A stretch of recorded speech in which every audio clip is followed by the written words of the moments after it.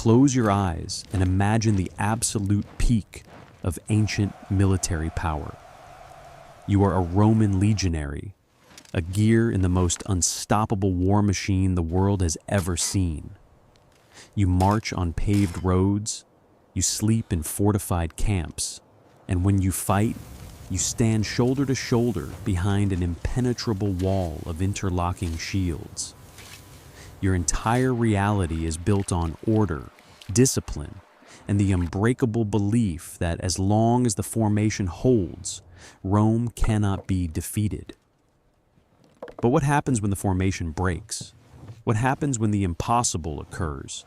The Roman war machine is completely pulverized, and you find yourself alone, cut off, and hunted deep behind enemy lines. The year is 9 AD. The place is the claustrophobic, sunless expanse of the Teutoburg Forest in Germania. 3 entire Roman legions, 15,000 elite soldiers, have just been led into a colossal, meticulously planned ambush by Germanic tribes. The unthinkable has happened. The legions are dead. The eagle standards have fallen. You are one of the very few who managed to crawl out of the slaughter, slipping away into the freezing rain and the endless dark trees. You are hundreds of miles away from the safety of the Roman border at the Rhine River. You are completely surrounded by hundreds of thousands of hostile barbarians who are currently sweeping the forest floor to slaughter any survivors. You are about to face a survival scenario so extreme, so psychologically terrifying, that it makes standard combat look like a privilege. But before we plunge into the freezing mud and reveal the brutal, horrifying tactics these lone survivors use to escape the deep Germanic wilderness, I need to ask you a quick favor. If you love discovering the gritty, dark, and untold realities of ancient history that they refuse to teach you in school, make sure you hit that subscribe button right now. We post deep dives into history's most intense survival stories every single week, and subscribing is the best way to ensure you never miss out on the incredible content we have coming up. Hit the bell, join the Legion, and let's march into the dark woods. To understand the sheer terror of this situation, you have to realize that a Roman legionary was never trained to be a lone survivor. The Roman military doctrine was entirely collective. They were trained to fight as a unit, eat as a unit, and think as a unit. A single legionary wandering the woods alone was like a single ant separated from its colony, disoriented, vulnerable, and fundamentally stripped of his primary weapon, the men standing next to him. Now, thrust into the sprawling, unfamiliar bogs of Germania, the surviving legionary had to completely unlearn everything the Roman Empire had taught him. He could no longer be a soldier of Rome. To survive the Teutoburg Forest, he had to become an animal. The very first thing the surviving legionary had to do went against every single instinct drilled into him by his centurions. He had to destroy his own armor.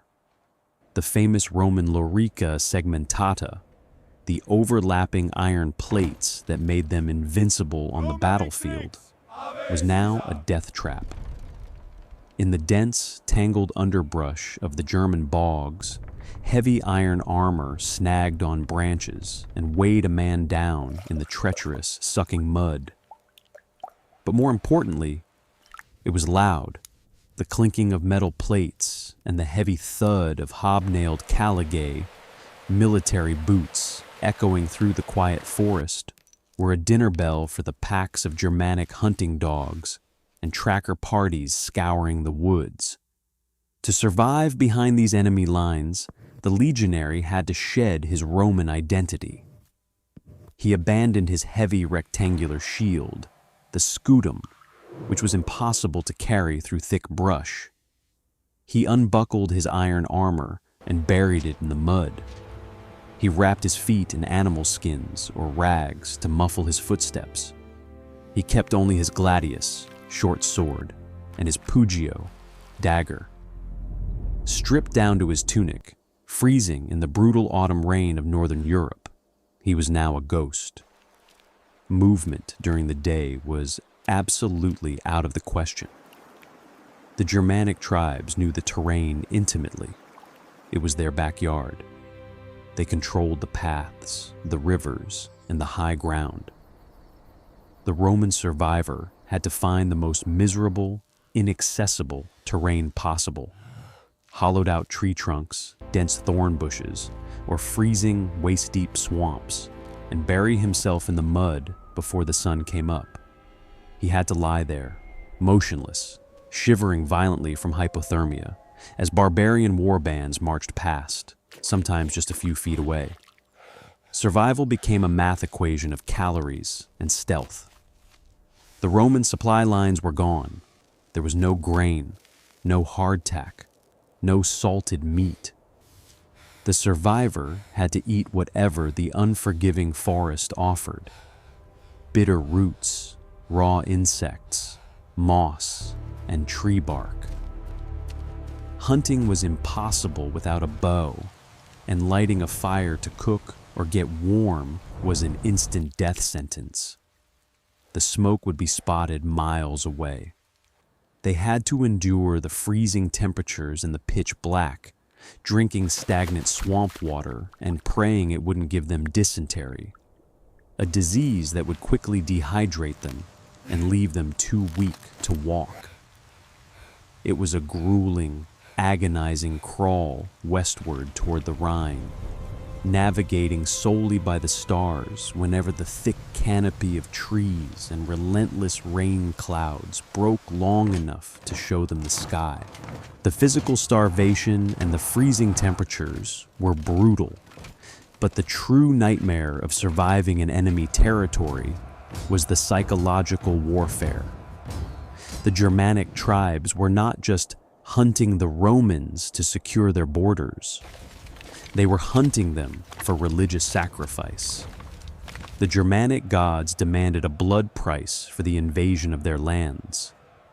As the lone Roman survivor crept through the darkness, his mind was constantly assaulted by the horrifying aftermath of the battle he had just escaped. Deep in the woods, the Germanic tribes had erected crude altars in the sacred groves. As the surviving legionary moved silently through the night, he would inevitably stumble upon the horrific sights and sounds of what happened to the men who didn't escape. Roman centurions and high-ranking officers were not given clean deaths. They were captured alive, dragged into the sacred groves, and brutally sacrificed. The survivor hiding in the brush would have to clamp his hands over his ears to block out the agonizing screams of his former commanders being nailed to trees, drowned in sacred bogs, or having their throats slit over wooden altars. Imagine the psychological toll this took on a man whose entire worldview was based on Roman superiority. The Romans believed they brought civilization, light, and order to the world. Now trapped in the suffocating darkness of the ancient forest, surrounded by severed Roman heads nailed to the trunks of oak trees and the smell of blood in the air, the survivor realized that Rome meant absolutely nothing here. The gods of Rome had abandoned them, replaced by the terrifying primal spirits of the forest. The paranoia would have been absolute. Every snapping twig sounded like a war party. Every shadow looked like a barbarian with a spear. The lack of sleep, combined with extreme starvation and the lingering trauma of watching 15,000 of his brothers get butchered, drove many survivors to the brink of insanity. Some simply gave up, walking out into the open to accept their fate rather than endure another night of freezing terror in the mud, To keep moving required a level of sheer, animalistic willpower that the Roman military could never train into a man. You didn't march for the emperor anymore. You didn't march for the glory of the eagle. You marched because the primal, biological urge to see the sun rise one more time was stronger than the urge to lie down and die. If a legionary possessed the superhuman endurance to survive weeks of starvation, evade the hunting dogs, navigate without a map, and keep his sanity intact, he eventually faced the final, most devastating hurdle: the Rhine River. This was the border of the Roman Empire. Crossing it meant salvation. But getting across meant slipping past the massive Germanic forces massing on the banks, ready to repel any Roman reinforcements. The survivor had to plunge into the freezing, fast-moving currents of the Rhine in the dead of night, desperately swimming toward the Roman forts on the other side. But here's the ultimate, heartbreaking irony of surviving behind enemy lines in the Roman Empire. When that starving, emaciated, traumatized soldier finally washed up on the western bank of the Rhine and staggered up to the gates of a Roman fort, he was not welcomed as a hero. He was not thrown a parade for his incredible survival skills. In the eyes of the Roman military hierarchy, he was a walking bad omen.